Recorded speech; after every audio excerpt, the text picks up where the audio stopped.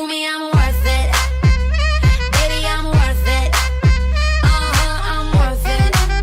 Give me, I'm worth it. Give it to me, I'm worth it.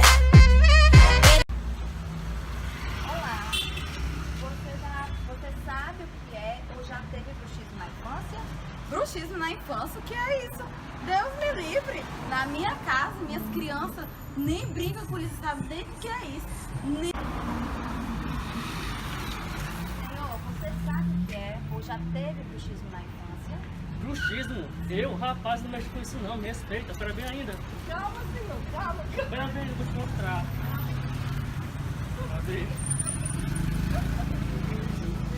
Sai de ré, Satanás! Não mexo com isso não, me respeite.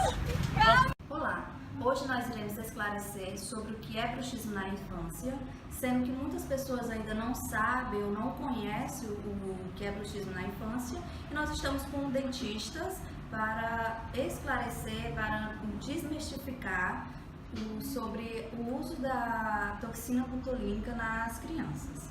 Olá pessoal, estamos aqui em mais um encontro anual de odontopediatras e o assunto abordado hoje será toxina botulínica, controvérsias na odontologia, uso ou não no bruxismo na infância. Bom, então, de início, o que é o bruxismo? O bruxismo ele é o ato ou o hábito de realizar o aperto ou ranger dos dentes. No caso da criança, o bruxismo ele ocorre no sono e tem como fatores causais desde fatores emocionais, neurológicos e também sistêmicos. No caso de emocionais, ele é comum quando a criança ela sofre algum tipo de pressão. Por exemplo, a criança está mudando de escola ou está fazendo provas, ou quando até mesmo em casa os pais estão em divórcio. Tudo isso vai levar uma pressão à criança que vai procurar um modo de escapar, né, disso, no caso com os dentes rangindo no sono. Também o caso de fatores sistêmicos, né? Algumas doenças elas podem estimular a criança a ter o bruxismo, como a rinite, alergias respiratórias, entre outras.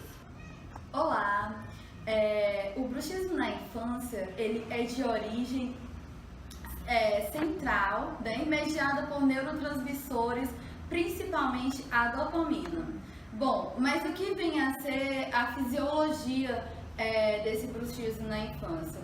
Vai ter início pelo aumento da atividade do sistema nervoso simpático, pelo aumento da atividade cortical, pelo aumento da atividade do sistema cardiovascular e pelo aumento do tônus muscular. E através disso, de tantas atividades, irá, né, finalmente aparecer o bruxismo na infância.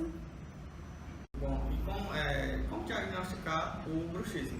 O bruxismo, o diagnóstico dele não se dá apenas pelo o desgaste dos dentes nas crianças. Também esse desgaste ele pode acontecer devido a desgastes fisiológicos que a criança vem a ter. Pode ser também devido erosões, que no caso que a criança pode ser devido a alimentos ou produtos erosivos. E também pode ser devido a padrões de oclusão, no caso da mordida da criança. Bom, e como fazer esse diagnóstico? Ele deve-se, os pais devem-se observar esse desgaste e também deve-se observar se a criança ela está rangendo os dentes. Eu ouvi aquele barulho do ranger dos dentes. Bom, daí se chega ao diagnóstico. Depois de se obter o diagnóstico, a gente vai para saber que tipo de bruxismo, porque o bruxismo tem dois tipos. É o bruxismo do sono, que é durante o sono da criança, e temos o bruxismo da vigília, que é durante o dia. No bruxismo do sono, ele ainda é dividido em dois tipos. O primeiro tipo, que é o primário, ela é de origem idiopática e genética da criança.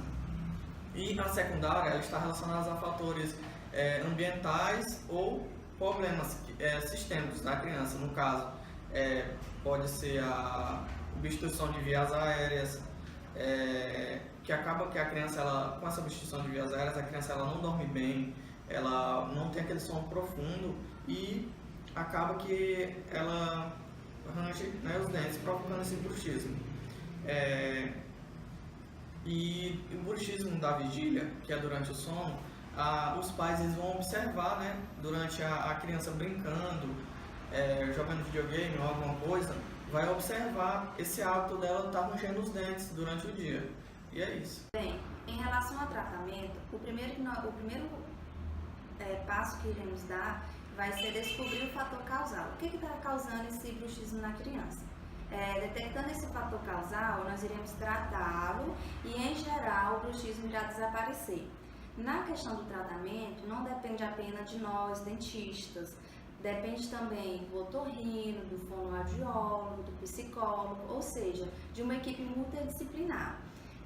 A plaquinha de acrílico, ela é mais indicada em dentição decídua, quando os dentes estão em desgaste excessivo, ou quando a criança ela sente dores musculares significativas, aí sim utiliza-se a plaquinha de acrílico, mas não no intuito de tratamento, e sim num intuito de prevenção, num intuito de proteção.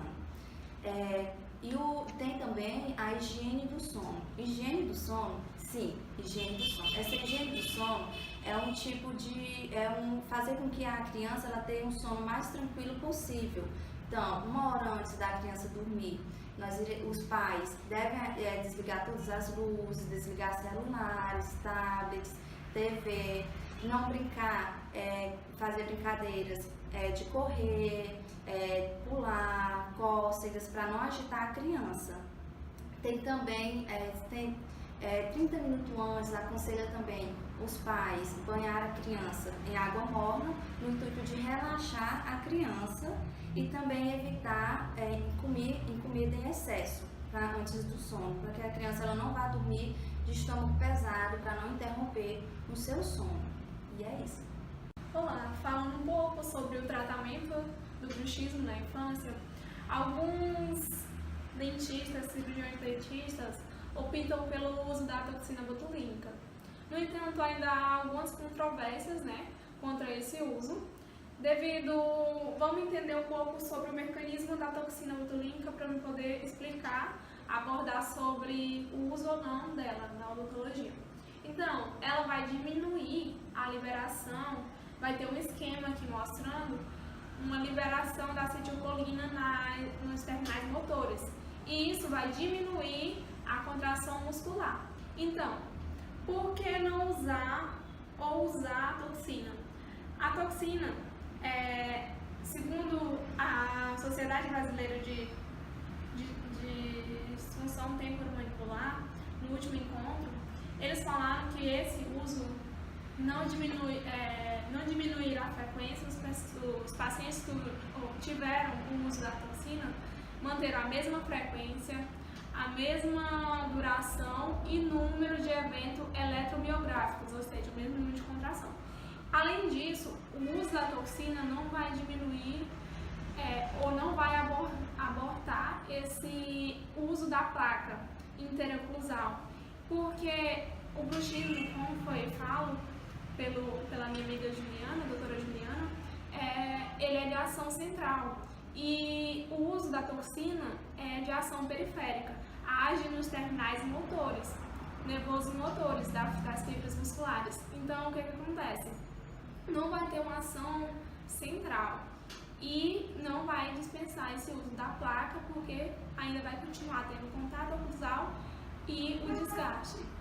Então, sobre esse uso também nas crianças, não se sabe o tempo o prognóstico de duração, né, daquele estresse, daquele bruxismo. Então, o que acontece? Com o passar do tempo, com essa diminuição da atividade motora, as crianças podem perder essa atividade motora.